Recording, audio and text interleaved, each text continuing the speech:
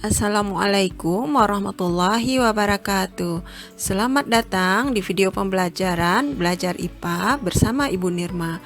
Tetap dengan moto kita, belajar IPA gampang, asyik, dan menyenangkan. Pernahkah kalian melihat petir? Petir merupakan salah satu gejala listrik statis. Mengapa bisa terjadi petir? Nah, untuk mempelajari hal tersebut, marilah kita pelajari mengenai listrik statis. Listrik statis merupakan listrik tidak mengalir. Terjadi ketika benda-benda yang memiliki aliran listrik saling berpautan tanpa adanya elemen pembangkit tenaga listrik. Contohnya seperti gambar berikut. Sebuah penggaris plastik yang sudah digosok-gosokkan ke kain wol atau ke rambut, jika didekatkan pada potongan-potongan kertas, maka potongan kertas tersebut dapat ditarik oleh sisir plastik. Mengapa penggaris plastik yang digosok-gosokkan pada rambut dapat menarik kertas-kertas kecil? Untuk dapat menjawab pertanyaan di atas, kita perlu memahami tentang atom. Atom merupakan partikel terkecil penyusun suatu zat. Atom terdiri atas inti atom dan elektron yang mengelilingi inti atom. Inti atom terdiri atas proton dan neutron. Proton bermuatan positif, neutron tidak bermuatan, sedangkan elektron bermuatan negatif. Satu partikel sebuah zat padat terdiri atas atom. Atom terdiri atas inti atom berupa neutron yang tidak bermuatan dan proton yang bermuatan positif, serta elektron yang bermuatan negatif mengelilingi inti atom.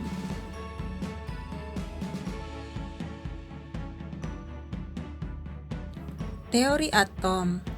Atom terdiri dari partikel-partikel antara lain 1 proton yang bermuatan positif, 2 elektron yang bermuatan negatif, 3 neutron yang tidak bermuatan atau netral.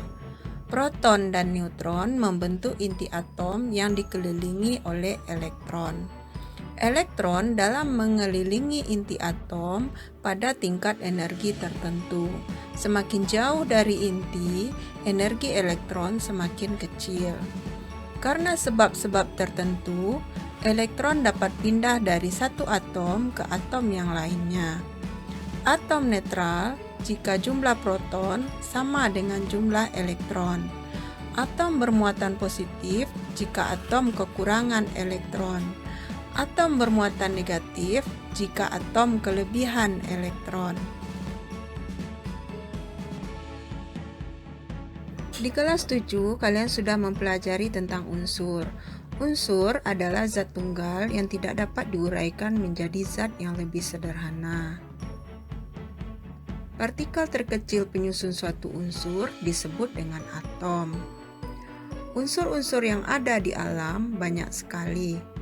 Untuk memudahkan para ahli sains mengenalinya, maka dibuatlah tabel periodik atau sistem periodik unsur-unsur kimia. Tabel periodik adalah tampilan unsur-unsur kimia dalam bentuk tabel. Unsur-unsur tersebut disusun berdasarkan nomor atom, konfigurasi elektron, dan keberulangan sifat kimia. Untuk tingkatan SMP, hal paling penting yang harus kalian ketahui dari sistem periodik ini adalah nomor atom dan nomor massa. Contohnya atom hidrogen. Atom hidrogen memiliki nomor atom 1 dan nomor massa 1. Kemudian atom oksigen memiliki nomor atom 8 dan nomor massa jika dibulatkan adalah 16.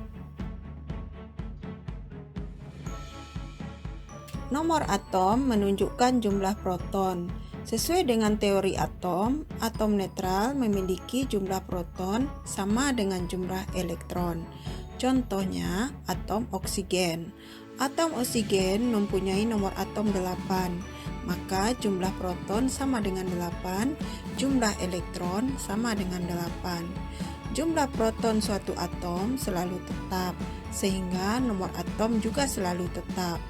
Nomor massa merupakan jumlah proton ditambah jumlah neutron di dalam inti atom.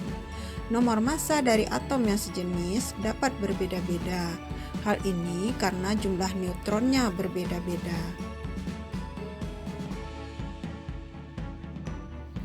Atom ditulis dalam bentuk notasi atom. Notasi atom berupa X, A, Z. X menunjukkan lambang atom, A menunjukkan nomor massa, Z menunjukkan nomor atom. Nomor atom menunjukkan jumlah proton yang sama dengan jumlah elektron. Nomor massa menunjukkan jumlah proton ditambah neutron. Jumlah neutron sama dengan nomor massa dikurang jumlah proton. Karena jumlah proton menunjukkan nomor atom, maka jumlah neutron juga sama dengan nomor massa dikurang nomor atom. Contohnya, atom kalium. Atom kalium memiliki nomor massa 39 dan nomor atom 19, sehingga atom K memiliki jumlah proton sama dengan 19, jumlah elektron sama dengan 19, dan jumlah neutron sama dengan 39 dikurang 19 sama dengan 20. Model atom. Yang pertama, model atom hidrogen atau H. Atom hidrogen memiliki satu proton dan satu elektron yang mengelilingi inti atom.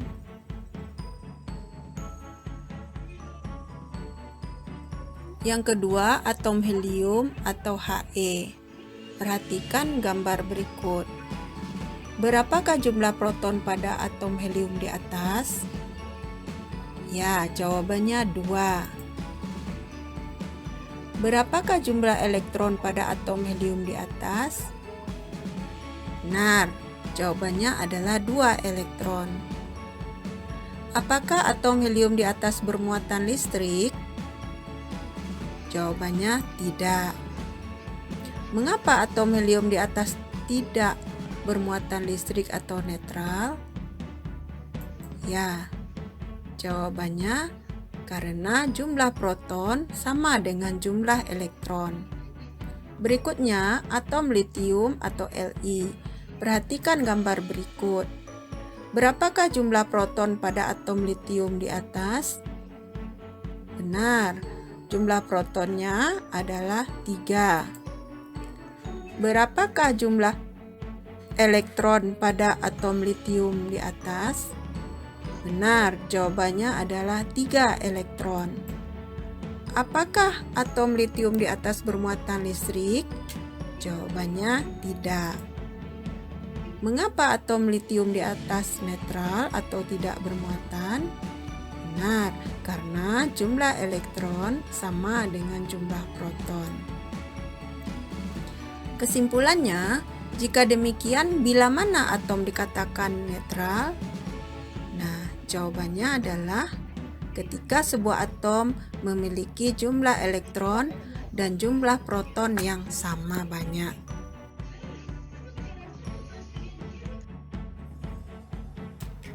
Kesimpulan, bila mana sebuah atom netral dapat menjadi bermuatan listrik? Benar, jawabannya adalah ketika sebuah atom kehilangan elektron atau menerima sebuah elektron. Ada berapa jenis muatan listrik? Ada 2, yaitu muatan positif dan muatan negatif. Bila atom kehilangan elektron, maka atom tersebut akan kekurangan elektron dan menjadi bermuatan listrik jenis apa?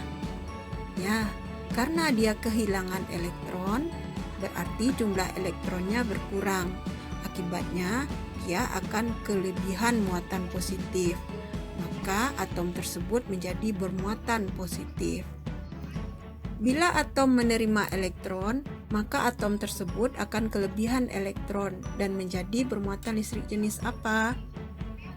Ya, jawabannya adalah ketika sebuah atom menerima elektron, berarti muatan negatifnya atau muatan elektronnya bertambah, sementara muatan positifnya atau protonnya tetap jumlahnya, sehingga atom tersebut akan kelebihan elektron. Jika kelebihan elektron, maka atom tersebut akan bermuatan listrik negatif.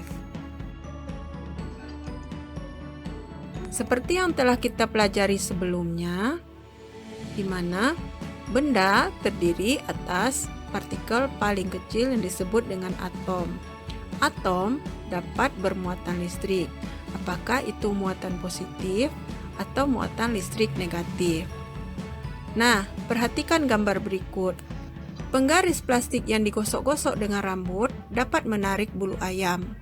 Bagaimana hal itu dapat terjadi? Apa yang terjadi dengan penggaris plastik dan bulu ayam sehingga bulu ayam dapat ketarik oleh penggaris plastik? Marilah kita lanjutkan ke slide berikutnya. Mendapatkan muatan listrik pada benda dengan menggosok. Perhatikan gambar berikut. Ini adalah gambar penggaris plastik. Kemudian ini adalah gambar kain wol. Kedua benda tersebut bersifat netral.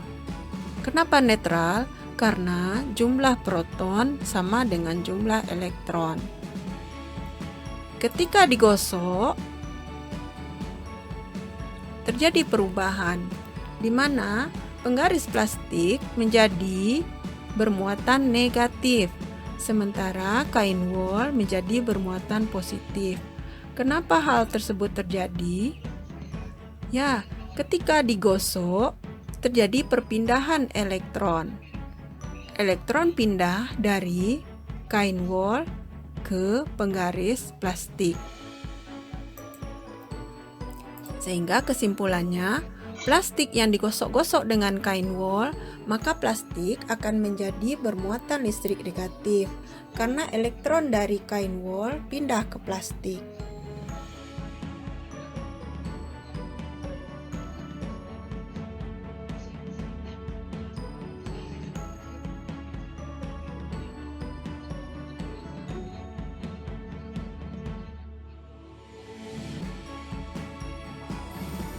Selanjutnya, kaca dengan kain sutra. Ini adalah gambar kaca, ini adalah gambar kain sutra. Kaca dan kain sutra bersifat netral karena jumlah proton sama dengan jumlah elektron. Ketika digosok,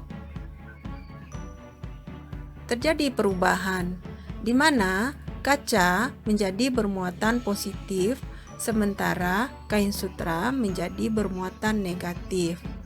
Kenapa hal ini terjadi?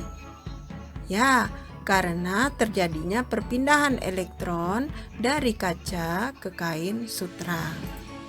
Sehingga kita simpulkan bahwa kaca yang digosok-gosok dengan kain sutra, maka kaca akan menjadi bermuatan listrik positif karena elektron kaca pindah ke kain sutra.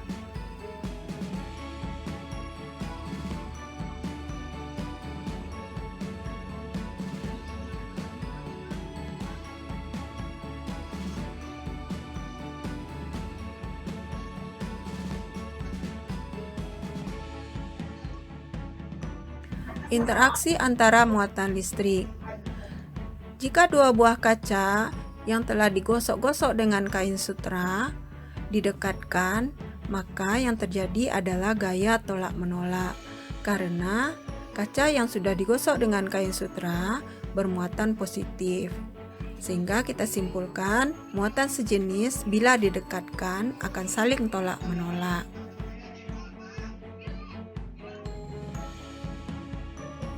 Jika penggaris plastik yang telah digosok dengan kain wol didekatkan dengan kaca yang sudah digosok dengan kain sutra, maka yang terjadi adalah gaya tarik-menarik karena plastik bermuatan negatif sementara kaca bermuatan positif. Kesimpulannya, muatan tidak sejenis bila didekatkan maka akan saling tarik-menarik. Berikut ini adalah soal-soal untuk latihan kalian di rumah. Ada 5 buah soal. Kerjakan di buku catatan, hasilnya kirimkan melalui Google Classroom. Sekian pembelajaran kita hari ini, sampai jumpa di pembelajaran berikutnya. Ibu tutup dengan wassalamualaikum warahmatullahi wabarakatuh.